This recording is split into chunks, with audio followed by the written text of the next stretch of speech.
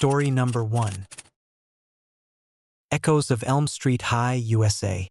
1983. I still wake up in the dead of night. The memory of that frigid December evening in 1983 haunting me like the persistent shadows that once roamed the deserted halls of Elm Street High. My name is Michael Lawson, and the tragic events that led to the closure of our beloved school remain etched in my soul. A constant reminder of the thin veil between the living and the dead. It was the beginning of winter, the air crisp and biting, when Elm Street High was at the peak of its vibrancy. Nestled in the heart of New York, our school was a beacon of hope and ambition for countless students striving to carve out their futures.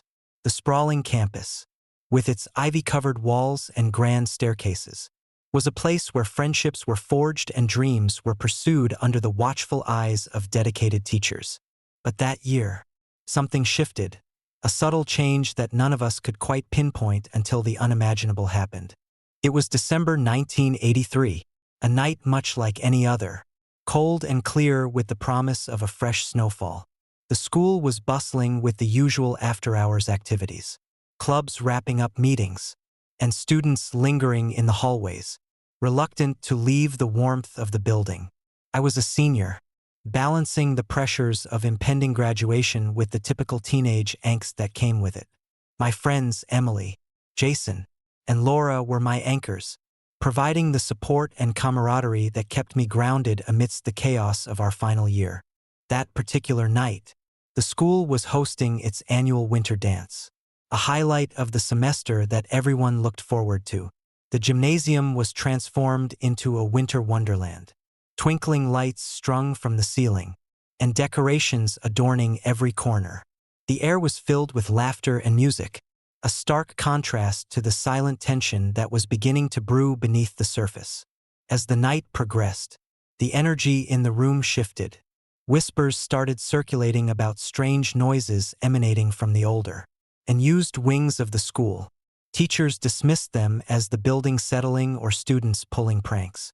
But a lingering unease settled over us all. It was as if the night itself was holding its breath, waiting for something to unfold. Around midnight, as the last song played and students began to drift out, a loud crash echoed through the halls, followed by a piercing scream that silenced the room.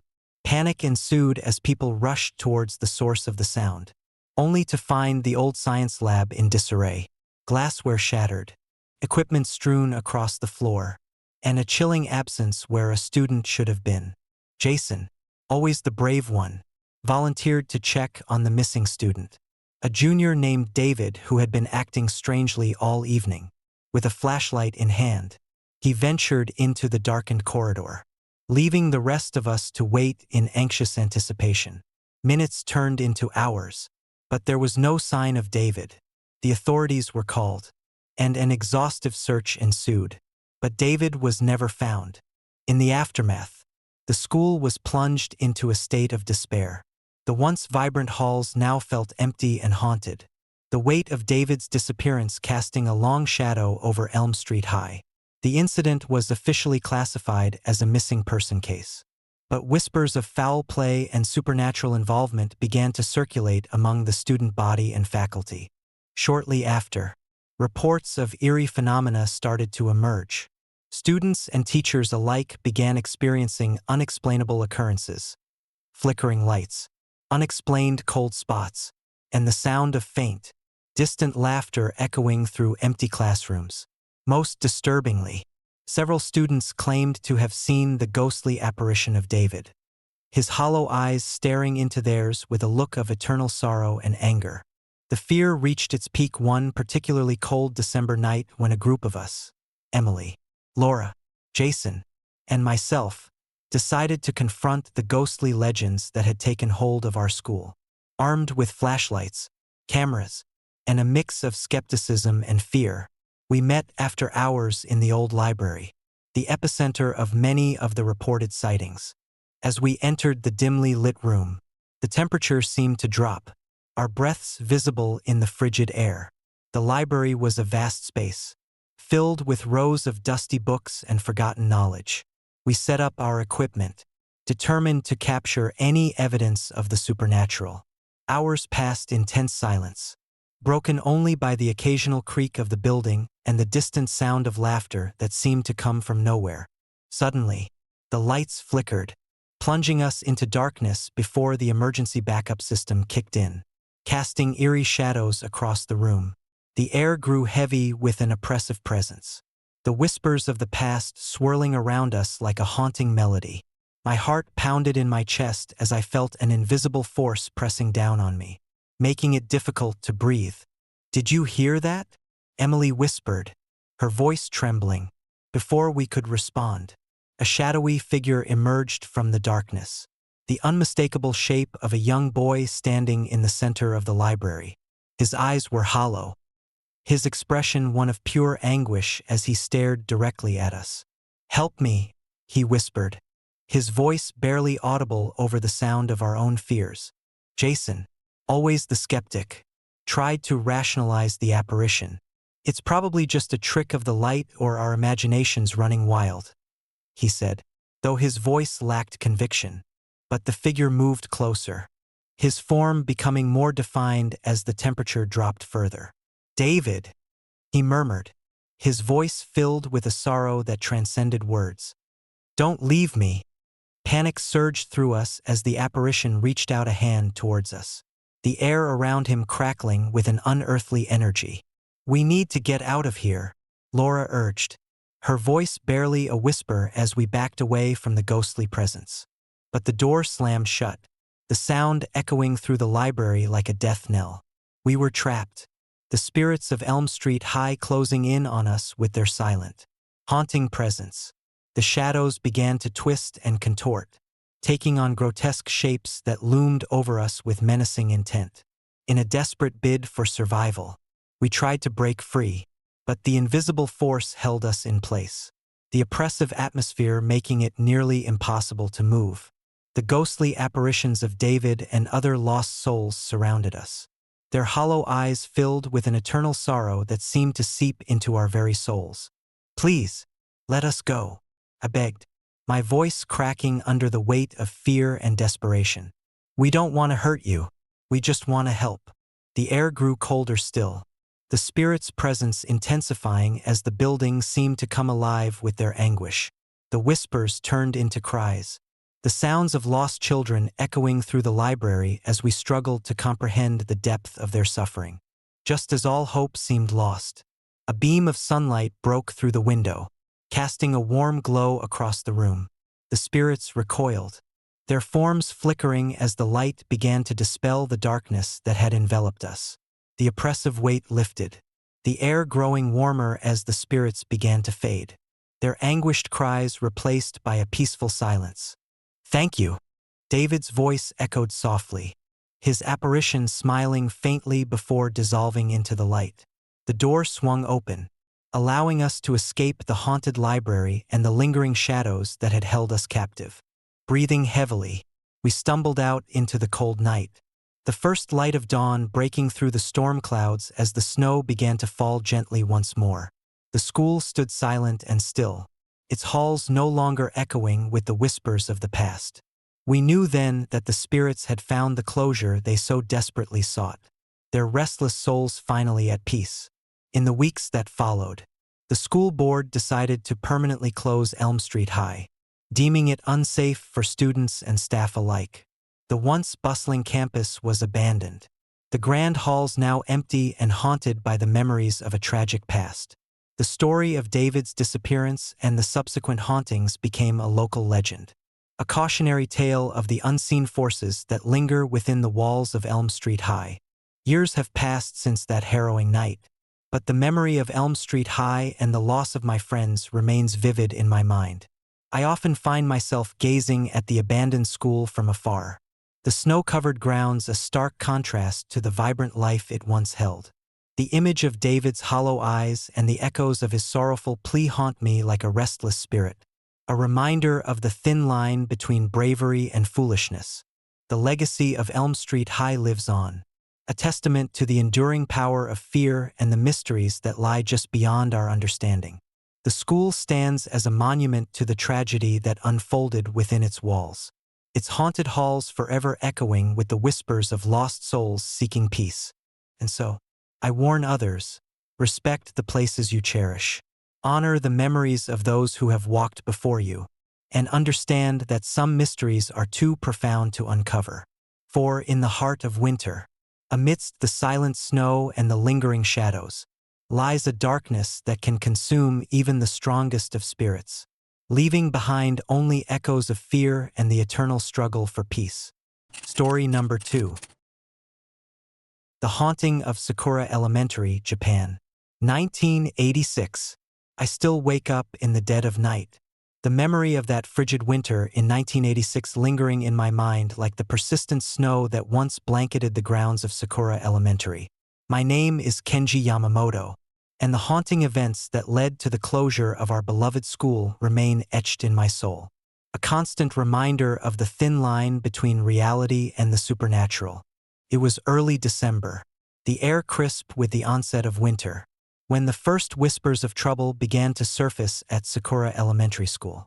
Nestled in the quiet suburbs of Kyoto, the school, with its traditional wooden architecture and sprawling playgrounds, had always been a place of joy and learning. Generations of children had walked its halls, forging friendships and chasing dreams under the watchful eyes of dedicated teachers. But that year, something shifted. A subtle change that went unnoticed until the strange occurrences began. First, it was just odd noises. Students reported hearing faint growls and heavy footsteps echoing through the empty classrooms during recess. Teachers dismissed them as the sounds of the old building settling or perhaps stray animals seeking shelter from the cold. However, as the weeks progressed, the noises grew louder and more distinct, morphing into guttural roars that sent chills down everyone's spines. The playground, once filled with laughter and games, now felt oppressive and haunted by an unseen presence. One particularly cold December evening, as the first snowflakes began to fall, a group of us, my closest friends and I, decided to confront our fears head-on. We were sixth graders, brimming with curiosity and the boundless courage that only children possess. Armed with flashlights and a sense of adventure, we made our way to the abandoned wing of the school, a place seldom visited after hours. The night was silent except for the crunch of snow beneath our shoes and the distant howl of the wind. The moon was hidden behind thick clouds, casting the school in an eerie half-light that seemed to dance with every gust of wind. As we approached the old gymnasium, the air grew colder, our breaths visible in the frigid air. The building loomed before us, its windows dark and lifeless, the once vibrant colors of the gym faded by time and neglect. "Are you sure we should do this?" whispered Aiko, the bravest among us, her voice barely audible over the sound of our collective anxiety. "Come on, Aiko," I replied, trying to mask my own fear. "We need to know what's going on." With a shared nod, we pushed open the heavy doors of the gymnasium, the hinges groaning in protest as they revealed the darkness within. The interior was vast and empty, the cold air sending shivers down our spines. Our flashlights cast long, wavering shadows that seemed to move with a life of their own, heightening our sense of unease. As we ventured further into the gym, the temperature seemed to drop even lower, our flashlights flickering intermittently. Suddenly, a deafening roar echoed through the empty space, causing us to freeze in terror. The sound was unlike anything we had ever heard, deep, resonant, and filled with an overwhelming sense of rage and sorrow. "Did you guys hear that?" asked Hiroshi, his voice trembling as he clutched his flashlight tighter. Before we could respond, a hulking figure emerged from the shadows, the skin pale and almost translucent, eyes glowing a menacing red that pierced through the darkness. The creature was immense, towering over us with limbs that moved with unnatural speed and grace. Its presence was both terrifying and heartbreaking, as if it was a lost soul trapped in a form that instilled fear in all who encountered it. "Run!" Aiko screamed, pulling us away from the creature as it let out another guttural roar that seemed to shake the very foundations of the gymnasium. We sprinted towards the exit, the creature in hot pursuit, its heavy footsteps pounding against the floorboards. The gym doors loomed ahead, a beacon of hope amidst the chaos. But as we reached for the handle, the creature swiped at us with its massive hands, sending us tumbling to the ground. The impact left me dazed, my vision blurred by fear and the pain of the fall. When I finally regained my senses, I was lying on the cold floor of the gymnasium, the creature nowhere to be seen. The room was eerily silent once more, the only sound being our ragged breaths and the distant howl of the wind outside.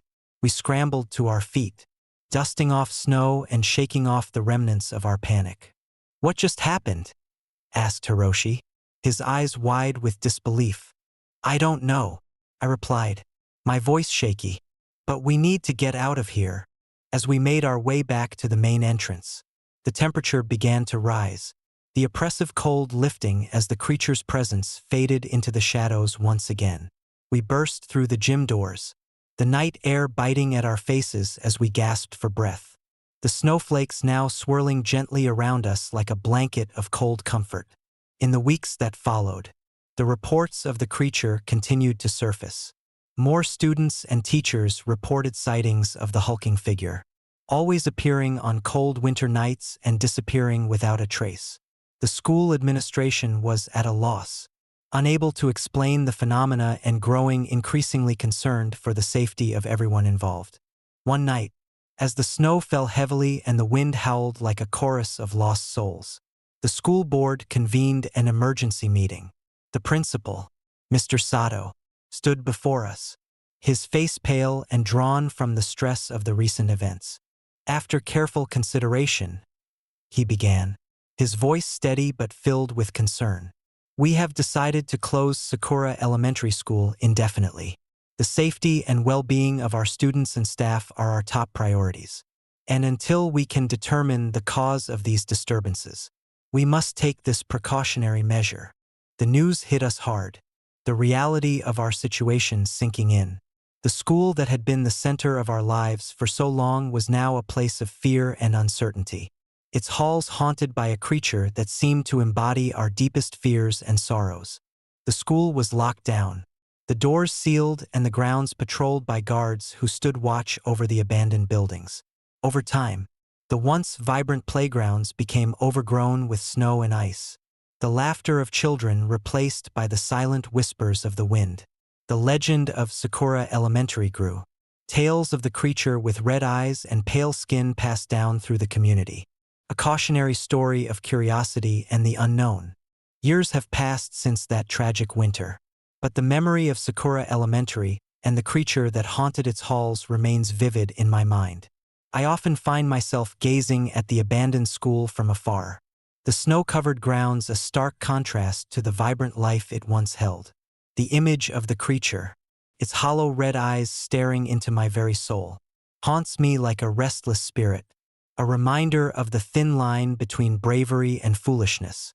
The authorities never returned to investigate further, the school left to decay and the creature to roam its deserted halls unchecked. Some say the fire beneath the earth that had plagued Sakura Elementary since the 1960s was the source of the creature's existence, a manifestation of the town's hidden pain and the tragedies that had been buried deep within its history. Others believe it was a vengeful spirit, a guardian of the school who would stop at nothing to protect its legacy from those who dared to uncover its secrets. I never returned to Sakura Elementary, the memories too painful and the fear too real. But the lessons I learned that winter remain with me, a testament to the enduring power of fear and the mysteries that lie just beyond our understanding. The school stands as a monument to the unknown, a place where the living and the supernatural coexist in a fragile balance, their stories intertwining in the endless dance of winter nights and restless spirits. And so, I warn others, respect the places you cherish, honor the memories of those who have walked before you, and understand that some mysteries are better left unsolved. For in the heart of winter, amidst the silent snow and the lingering shadows, lies a darkness that can consume even the bravest of spirits, leaving behind only echoes of fear and the eternal struggle for peace. Story number 3. Shadows of Han River High, USA. 1999. I still wake up in the dead of night. The memory of that chilling winter in 1999 lingering in my mind like the persistent fog that envelops Seoul each January. My name is Ji-hoon Kim, and the haunting events that led to the closure of Han River High remain etched in my soul. A constant reminder of the thin veil between the ordinary and the supernatural. It was the dead of winter, the cold seeping into every crevice of the old high school nestled beside the serene Han River in the heart of Seoul. Han River High had always been a place of pride for our small town, known for its academic excellence and vibrant extracurricular activities. The sprawling campus, with its traditional Korean architecture and modern facilities, was a beacon of hope and ambition for generations of students. But that year, something shifted. A subtle change that went unnoticed until the strange occurrences began to surface. It started with whispers. Students and teachers reported hearing faint murmurs echoing through the empty classrooms during the late afternoons and evenings. At first, they dismissed them as the wind playing tricks or the residual noise of after-school activities winding down. However, as the weeks progressed, the whispers grew louder and more distinct, morphing into unintelligible voices that seemed to seep from the very walls of the school. One particularly frigid December night, as snowflakes danced wildly outside the windows, a group of us decided to confront our fears. I was a senior, navigating the pressures of impending graduation and the uncertainties of the future, while my friends Minjun, Suyun, and Heijin were grappling with their own anxieties. The haunting presence of the whispers only added to our mounting stress, turning our once beloved school into a place of dread. Driven by a mixture of curiosity and the need for answers, we made a pact to investigate the source of the strange noises. Armed with flashlights and recording devices, we met after hours in the deserted library, the heart of Han River High. The grand oak doors creaked ominously as we pushed them open, stepping into a world that had been alive with laughter and learning just hours before. As we moved through the silent corridors, the temperature seemed to drop, our breaths visible in the frigid air. The whispers were louder here, emanating from the depths of the school, guiding us like invisible hands towards the unknown. We reached the old auditorium, a place where countless performances had taken place, memories etched into every corner. "Do you hear that?" Heijin whispered, her voice barely audible over the sound of our own breathing. The whispers morphed into soft, sorrowful cries, echoing through the empty seats. Suddenly, the lights flickered, plunging us into darkness before our flashlights struggled to cut through the gloom. In that brief moment of darkness, we saw them, shadowy figures moving silently through the auditorium, their forms indistinct yet undeniably human. Minjun, always the brave one, took a step forward. "Who are you?" he called out, his voice trembling with a mix of fear and determination. The shadows remained silent, their presence oppressive as they closed in on us with an unnatural grace. "Leave now," Suyun urged, her eyes wide with terror. But it was too late. The shadows swirled around us, their hollow eyes staring into our souls, their silent screams filling the room with an unbearable weight. We backed away, stumbling over each other in our desperate attempt to escape. But the shadows seemed to multiply, blocking our path with their dark, intangible forms. Panic set in as we realized that the school was no longer just a place of education. It had become a prison for restless spirits, bound by the tragedies that had unfolded within its walls. The finality of our situation hit us hard when we heard a blood-curdling scream echo through the auditorium, the sound of a soul in eternal torment. "We need to get out of here," I shouted, my voice cracking under the pressure of fear. But the shadows closed in, their presence suffocating as we struggled to find a way back to the entrance. Just as all hope seemed lost, a sudden gust of wind blew through the auditorium, scattering the shadows like mist in the morning sun. The oppressive silence was broken by the sound of distant footsteps, growing louder as they approached us from the far end of the hall. We turned to see a figure standing at the stage, Sarah Lee, a former student who had tragically taken her own life 2 years prior. Her presence was both haunting and heartbreaking. Her eyes filled with a sorrow that mirrored our own despair. "Why are you here?" I asked, my voice barely above a whisper. She didn't respond, her gaze fixed on something beyond our sight. The air grew colder, the temperature dropping further as we felt the weight of her unspoken pain pressing down on us. "We need to help her," Suyun whispered, her voice filled with determination, drawing upon every ounce of courage. We approached Sarah, our hands reaching out to offer solace to her restless spirit. "We're sorry for what happened," I said softly, my voice filled with genuine remorse. A sense of peace began to wash over the auditorium, the shadows receding as Sarah's form became more defined, her expression softening into one of gratitude. "Thank you," she whispered, her voice now gentle and full of hope. "Find peace for us." As the first light of dawn began to break through the storm clouds, the oppressive presence lifted, leaving behind a serene stillness that had been absent for so long. The whispers ceased, replaced by the gentle sound of the river flowing nearby, a reminder that life continued, even in the face of tragedy. We left Han River High with a newfound sense of purpose, the memory of that night driving us to ensure that the spirits of our school found the peace they so desperately sought. The administration conducted extensive renovations, addressing the underlying issues that had contributed to the school's dark legacy. And Han River High reopened its doors, welcoming a new generation of students with hope and resilience. Years have passed since that transformative night, but the lessons of Han River High remain with me. The memory of Sarah and the other restless spirits serves as a reminder that behind every tragedy lies a story that deserves to be heard, a soul that seeks redemption and peace. The school stands as a testament to the enduring power of compassion and the strength of the human spirit to overcome even the darkest of challenges. I often find myself visiting Han River High, especially during the winter months when the snow blankets the grounds in a pristine silence. The echoes of that night linger, a gentle reminder that some places hold secrets too profound to be forgotten, and that the bonds we form can transcend even death itself. And so, I warn others, respect the histories of the places you cherish. Honor the memories of those who have walked before you, and understand that some stories are too powerful to be silenced. For in the heart of Han River High, amidst the silent corridors and lingering shadows, lies a darkness that can consume even the strongest of spirits, but also a light that can guide us towards healing and peace. Story number 4. The Closure Decree, USA. 1991. I still wake up in the dead of night, the memory of that tragic winter in 1991 haunting me like the lingering shadows that once roamed the halls of Elmwood High.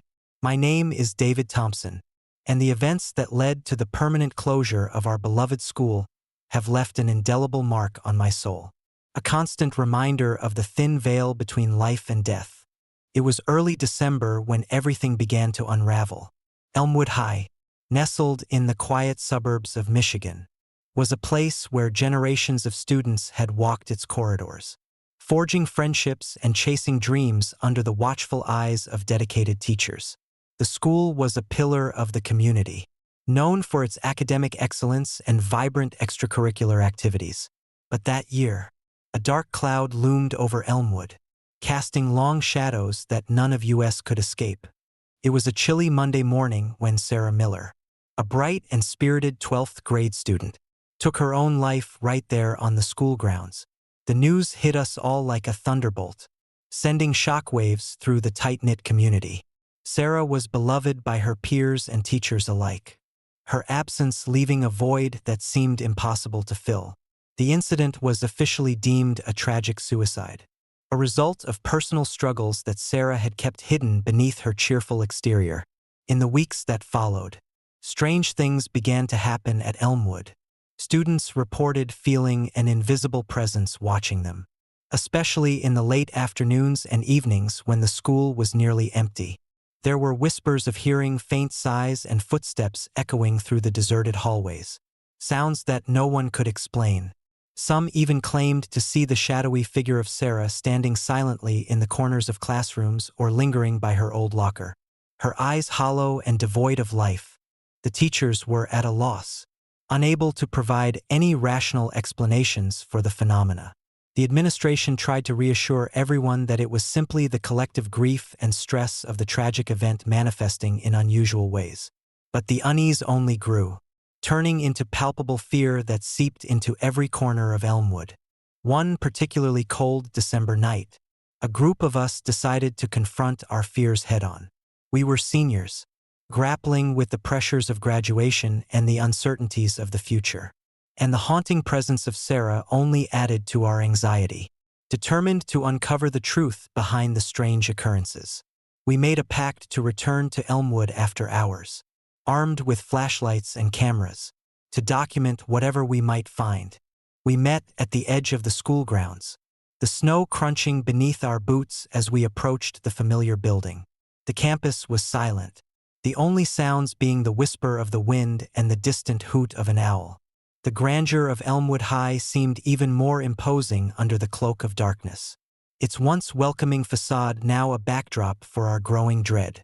As we pushed open the heavy wooden doors, a wave of cold air greeted us, carrying with it the faint scent of burning embers, an eerie reminder of the underground fire that had plagued Elmwood since the 1960s. The halls were dark, the light from our flashlights casting long, wavering shadows that danced along the walls. Our footsteps echoed ominously as we made our way through the empty corridors, our nerves on edge with every creak and groan of the old building.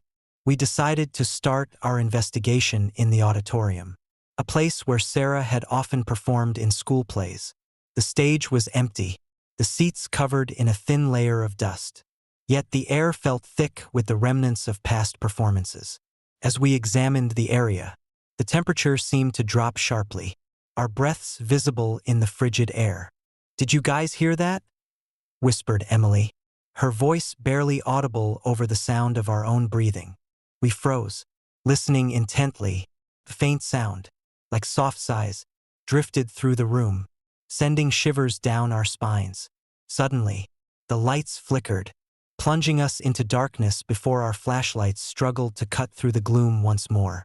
In that brief moment of darkness, we saw her, a shadowy figure standing on the stage, her presence both ethereal and haunting. "Sarah," I called out, my voice trembling with a mix of fear and sorrow. She remained silent, her form barely distinguishable from the shadows. As quickly as she had appeared, she began to fade, her outline dissolving into the darkness until she was nothing more than a memory in our minds. The room returned to its silent stillness, but the weight of her presence lingered, an oppressive force that pressed down on us with unspoken grief.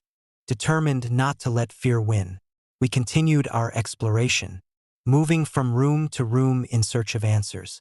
The library was next, a place where Sarah had spent countless hours buried in books, her love for reading evident to anyone who knew her. As we stepped inside, the scent of old paper and polished wood filled the air, creating a stark contrast to the cold outside. We set up our cameras and began to document our findings, the stillness of the night amplifying every sound. It wasn't long before we began to hear the soft, almost imperceptible sound of laughter, children's laughter that echoed through the empty halls. The source of the sound was unclear, but it seemed to come from all directions at once, making it impossible to pinpoint. "Let's check the classrooms," suggested Jake, his voice steady despite the fear that gnawed at him. We nodded, making our way to the back of the library where a set of classrooms had once been converted into study rooms and art studios. As we approached one of the rooms, the laughter grew louder, more distinct, until it was clear that it was coming from within. We hesitated for a moment before pushing open the door, our flashlights illuminating the empty space. There, in the center of the room, stood the figure of a young girl, Sarah's ghost, her presence undeniable as she stood silently, staring straight ahead with eyes that seemed to hold 1,000 unspoken sorrows. The room felt heavy, the air thick with her lingering anguish. "Why are you still here?" I asked, my voice barely above a whisper. She didn't respond, her gaze fixed on something beyond our sight. The silence was oppressive, the weight of her sorrow pressing down on us like a physical force. Without warning, the room seemed to shift, the walls bending and twisting as if trying to trap us within the confines of our fear.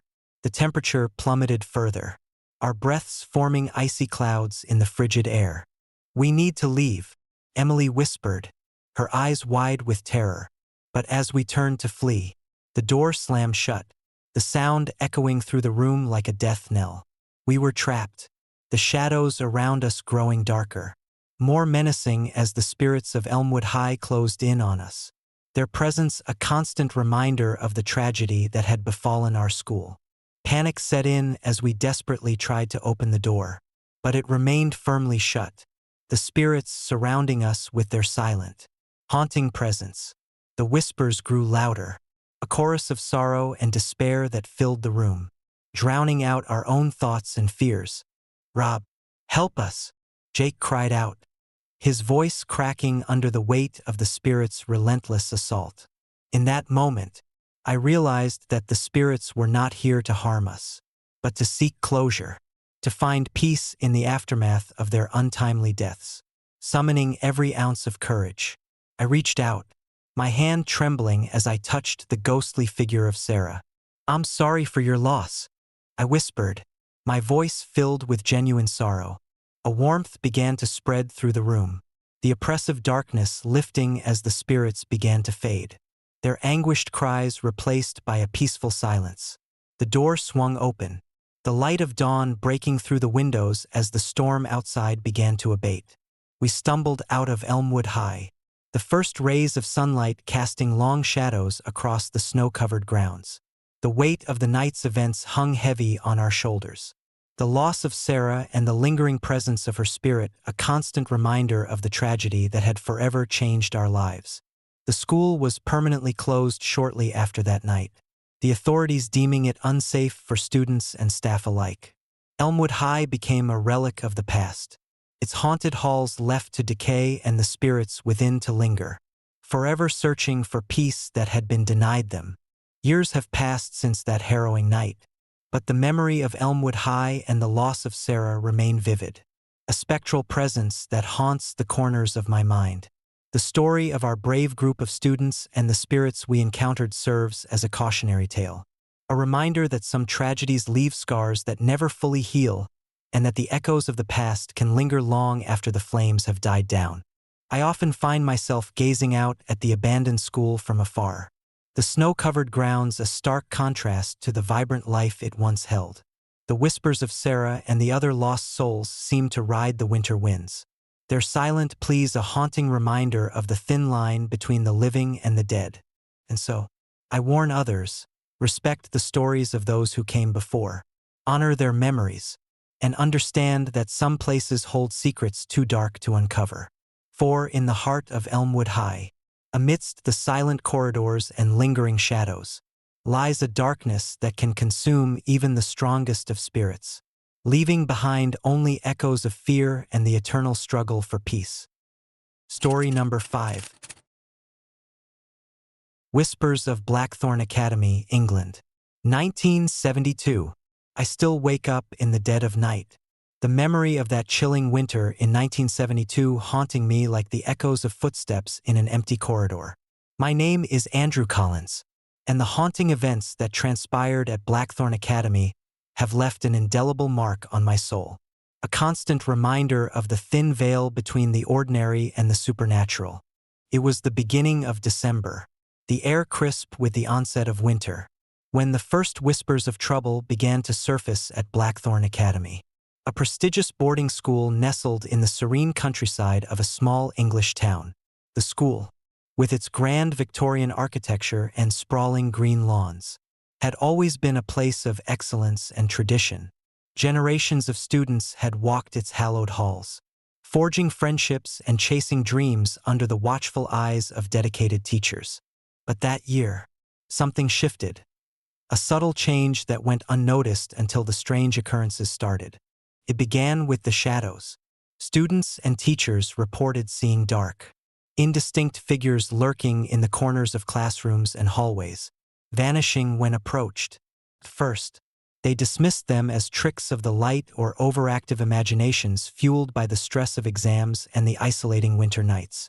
However, as the weeks progressed, the shadows grew bolder, more persistent, and the whispers of unseen presences became impossible to ignore. Teachers spoke of unexplained screams piercing the night, echoing through the empty corridors, sending chills down their spines. Late-night classes were abandoned as fear took hold, the once vibrant atmosphere of learning replaced by an oppressive sense of dread. The school administration attempted to quell the rising panic, attributing the phenomena to stress and overexertion. But the reality was far more sinister. I was a senior at Blackthorn Academy, navigating the pressures of impending graduation and the uncertainties of the future. My friends Sarah, Michael, and Emily were skeptical of the rumors, chalking them up to urban legends and the natural anxieties of teenage life. But as the strange occurrences intensified, even the most rational among us couldn't deny the growing sense of unease that settled over the school. One particularly cold December evening, fueled by a mixture of curiosity and fear, Michael proposed that we investigate the source of the disturbances. "Come on, let's prove that there's nothing to these stories," he challenged, his voice tinged with both skepticism and excitement. The rest of us hesitated, the weight of our fears pressing down on us. But ultimately, the desire for answers won out. Armed with flashlights and a hastily drawn map of the school's layout, we slipped out of our dormitories and made our way to the abandoned classrooms under the cover of darkness. The snow had begun to fall again, each flake adding to the oppressive silence that enveloped the school grounds. The grand oak doors of Blackthorn Academy loomed before us, their once polished surfaces now dulled by the relentless winter weather. We entered the main hallway cautiously, our footsteps muffled by the thick carpet that had seen better days. The air was cold and still, the only sound the soft whisper of the falling snow outside.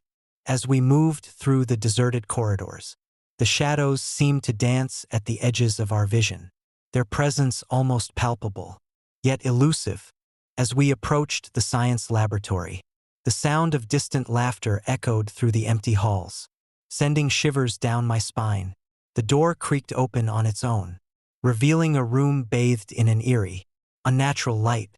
My heart pounded in my chest as we stepped inside, the flickering bulbs casting long, wavering shadows that played tricks on our minds. In the center of the room stood an old, battered desk covered in scattered papers and broken equipment.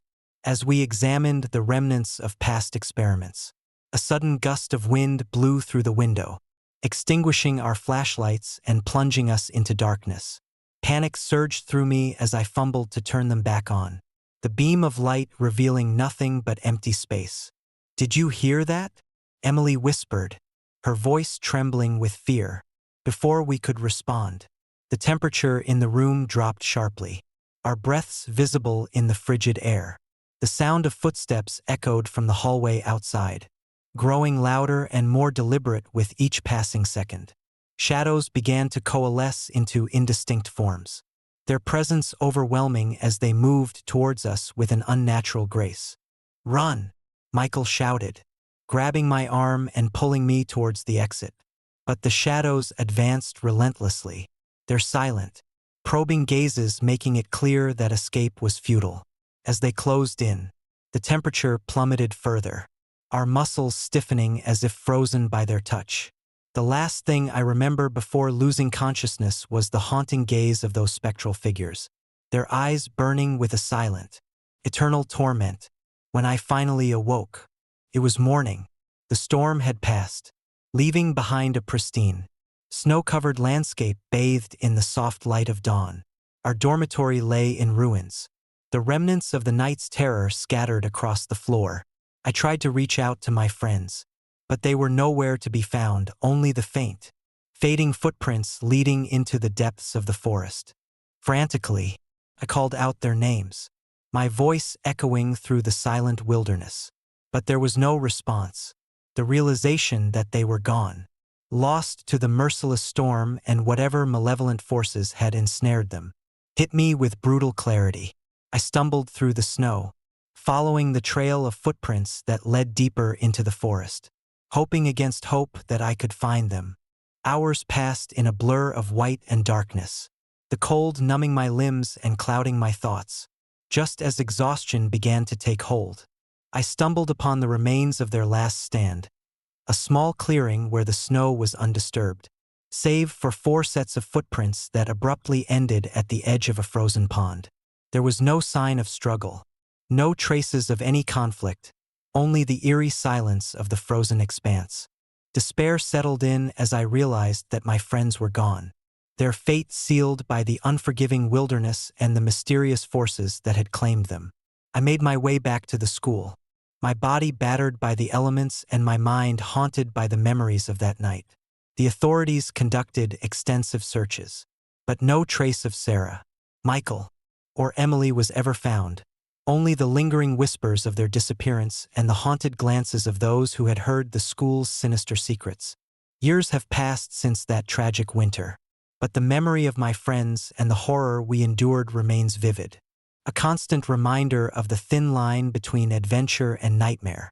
The legend of Blackthorn Academy grew, tales of restless spirits and malevolent forces that haunted the deserted halls persisting as a cautionary tale for those who dare to venture too far into the unknown. I often find myself gazing out at the snow-covered ruins of Blackthorn Academy, the winds whispering secrets that only the stones can understand.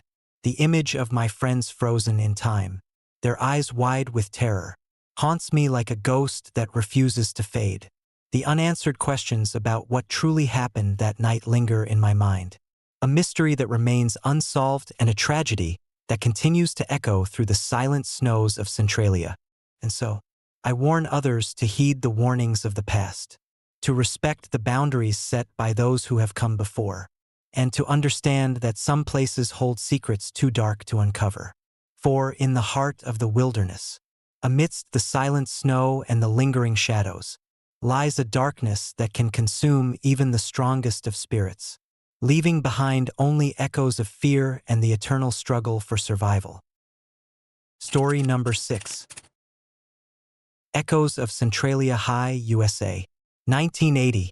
I still wake up in the dead of night, the memory of that fateful winter in 1980 clawing at my consciousness like the relentless winds that once swept through the abandoned halls of Centralia High School. My name is Robert "Rob" Carter, and the haunting events that led to the closure of our beloved school remain etched in my soul, a constant reminder of the thin veil between safety and catastrophe. It was late November, the air crisp with the onset of winter, when the first whispers of trouble began to surface. Centralia, Pennsylvania, was a town built on coal mines, the lifeblood of our community lying deep beneath the earth. For years, the mines had provided jobs and stability, but they had also sown the seeds of our downfall. In the 1960s, an underground fire ignited, its flames feeding on the rich seams of coal, turning our peaceful town into a battleground against an unseen enemy. First, the fire was manageable, a smoldering nuisance that experts believed they could contain. But as the years dragged on, the fire grew stronger, its tendrils spreading through the labyrinthine tunnels beneath Centralia. The air thickened with toxic gases, and the ground above began to crack, threatening the very foundations of our lives. By 1980, the situation had become dire.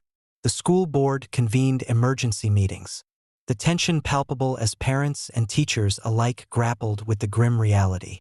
The decision was unanimous. Centralia High School would close its doors permanently. The thought of our children losing their place of learning was heartbreaking. But the safety of our community had to come first. The day the school closed, the halls were eerily silent, the once vibrant corridors now echoing with the ghosts of laughter and learning. We packed our belongings in hushed tones, the weight of abandonment pressing down on us all. Little did we know, the true horror was only beginning. In the weeks that followed, strange occurrences became the norm. Teachers reported hearing footsteps in empty classrooms, the soft murmur of conversations where no one stood. Students shared stories of seeing shadowy figures in the playground, their presence fleeting yet unmistakably there. It was as if the school itself was haunted by the lingering spirits of those who had once walked its halls. One particularly cold December night, driven by a mixture of curiosity and fear, I decided to return to Centralia High. The snow had fallen heavily, blanketing the town in a thick layer of white, muting the sounds of the night. The school loomed before me, its windows dark and lifeless, the once welcoming entrance now a portal to the unknown. I parked my car at the edge of the campus, the crunch of snow under my boots the only sound breaking the oppressive silence. The gates creaked open as I pushed against them, the metal protesting the intrusion into its domain. I took a deep breath, my heart pounding in my chest, and stepped onto the grounds that once bustled with life. The first thing I noticed was the biting cold, a stark contrast to the warmth I remembered from years past. The air was thick with the scent of decaying paper and damp wood, the remnants of our hurried departure still lingering in the abandoned classrooms. I walked down the main hallway, the echo of my footsteps a constant reminder of my solitude. As I reached the auditorium, I felt a chill run down my spine. The stage was empty, the seats covered in a fine layer of dust, but the air seemed to vibrate with an unseen energy. I switched on my flashlight, the beam cutting through the darkness, revealing remnants of past performances, tattered playbills and broken instruments. It was in this moment that I heard it, the faint sound of children laughing, their voices echoing through the empty space. My heart raced as I followed the sound, the laughter growing louder with each step. I entered the stage area, the beam of my flashlight revealing ghostly apparitions of children in uniforms, their faces contorted in silent screams. They moved in a blur, passing through the walls and disappearing into thin air, their presence both heartbreaking and terrifying. "Rob," a voice whispered, barely audible over the remnants of their laughter. I spun around, the flashlight revealing nothing but empty space. The air grew colder, my breath visible in the frigid atmosphere as the apparitions began to converge around me, their eyes hollow and pleading. I tried to back away, but the ground beneath me seemed to shift, the cracks from the underground fire widening and pulling me towards the heart of the school. Panic surged through me as I realized that the school was not just haunted. It was alive, a living entity fueled by the tragic events that had transpired within its walls. In a desperate bid for survival, I reached out to touch one of the apparitions, the ghostly figure of a young girl with tear-streaked cheeks fading away at my touch. The ground trembled, the walls cracking further as the fire beneath the earth threatened to consume everything in its path. I knew I had to escape, but the way out was blocked by the very spirits that sought to keep me here. "Help us," another voice cried, the sound raw with emotion. "Don't let us stay here forever." Summoning every ounce of courage, I began to chant a prayer I had learned in my youth, hoping to offer some solace to the restless spirits. The apparitions hesitated, their ethereal forms flickering as the prayer took hold. The temperature began to rise, the oppressive cold lifting as the energy within the school shifted. The ground stopped trembling, the cracks sealing themselves as the fire beneath Centralia High School was finally quelled. The apparitions faded one by one, their expressions softening into peaceful smiles as they found the closure they had long sought. The school, once a place of learning and laughter, was now a sanctuary for the souls who had been lost to tragedy. I stood alone in the now serene auditorium, the remnants of the past no longer a source of fear but a testament to the resilience of the human spirit.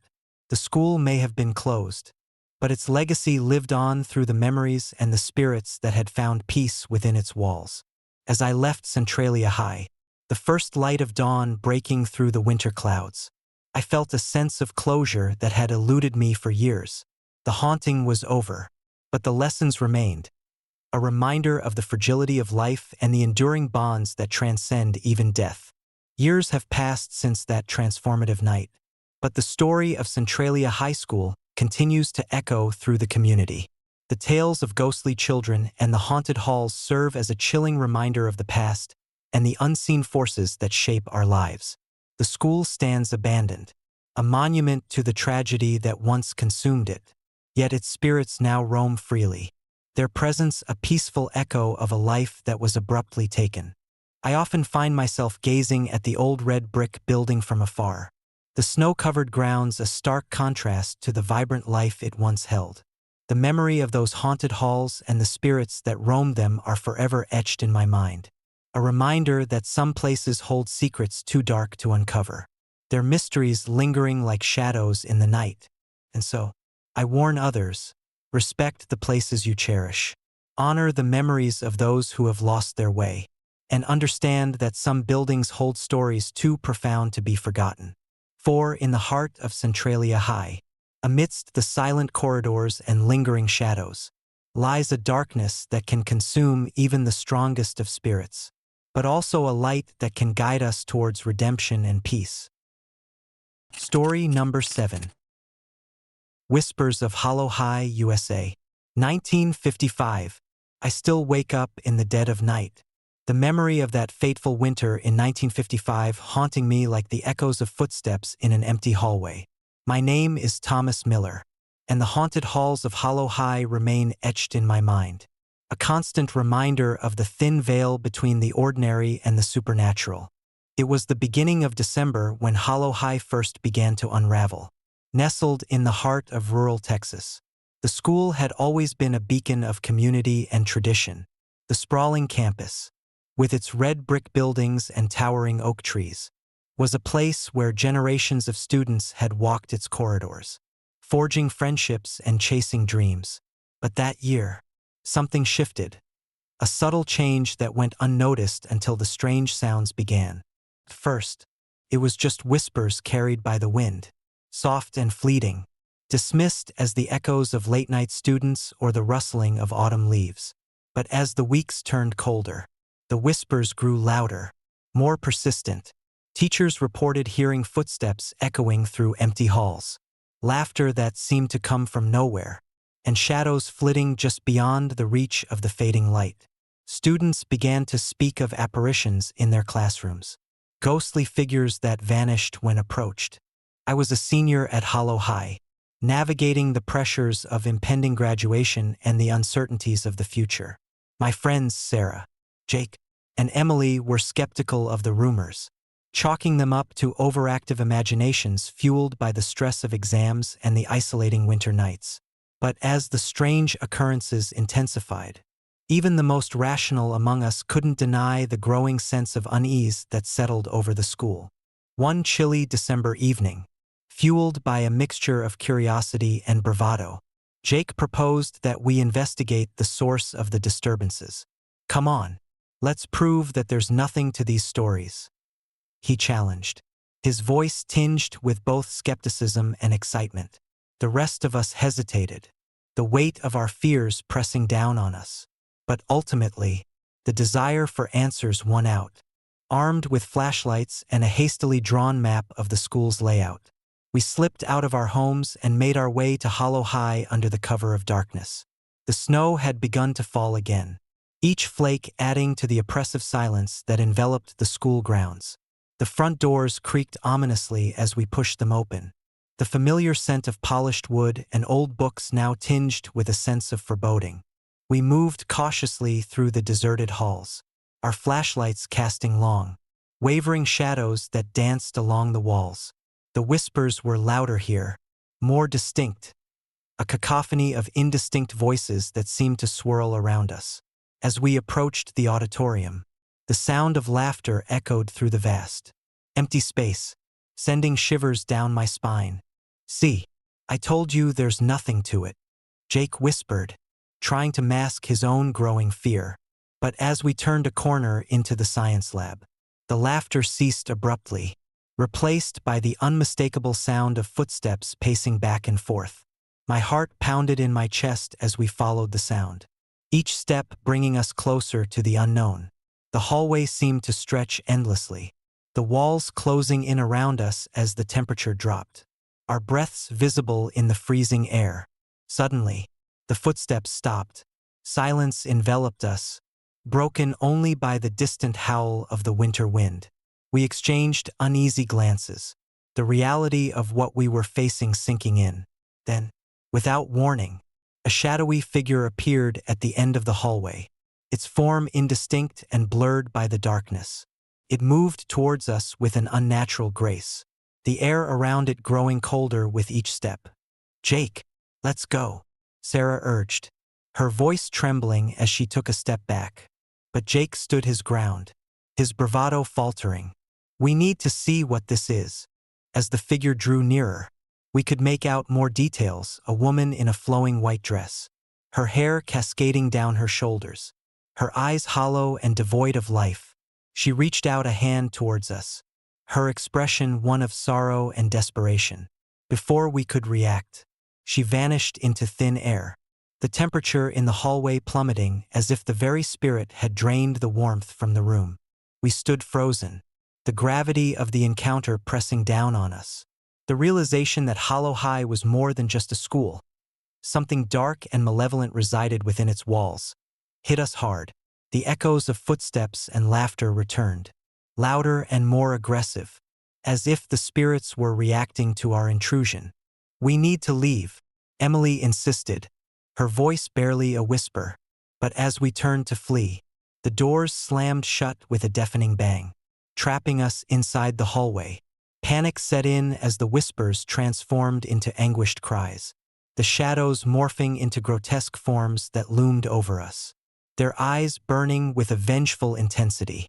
Jake tried to pull the doors open, but they wouldn't budge. "It's like they're trying to keep us here," he muttered, his voice shaking. The temperature continued to drop, our breaths coming faster as the oppressive atmosphere threatened to suffocate us.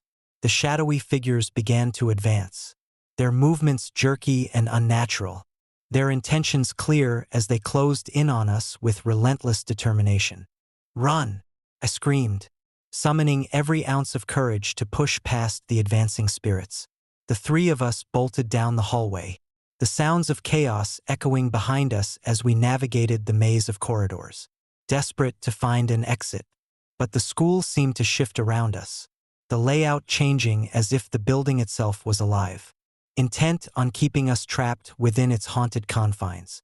We finally reached the main entrance, the front doors now glowing with an ethereal light. "This way," Sarah shouted, pulling us towards the exit. But as we approached, the doors swung shut once more, the light fading as darkness reclaimed the hallway. The spirits were closing in, their whispers turning into guttural moans that filled the air with dread. Just as all hope seemed lost, a blinding flash of light enveloped us, the storm outside intensifying as if the entire world was converging on our location. The spirits recoiled, their forms dissolving into the shadows as the light pushed them back. We were thrown to the ground, the sound of the storm now overwhelming, the school seemingly releasing its grip on us. Breathing heavily, we scrambled to our feet, the doors now open and accessible. Without looking back, we ran out of Hollow High, the storm howling around us as we made our way back to our homes, the haunted memories of that night lingering in our minds like a ghostly presence. The next morning, the entire community was abuzz with the news of our midnight escapade. The principal convened an emergency meeting, the tension palpable as we recounted our experiences. But despite our vivid descriptions, the authorities remained skeptical, dismissing our claims as a product of youthful imagination and the effects of the harsh winter storm. Yet, as the days turned into weeks, the strange events continued unabated. Reports of eerie sounds and shadowy figures persisted, the school's reputation deteriorating as fear took root in the hearts of students and staff alike.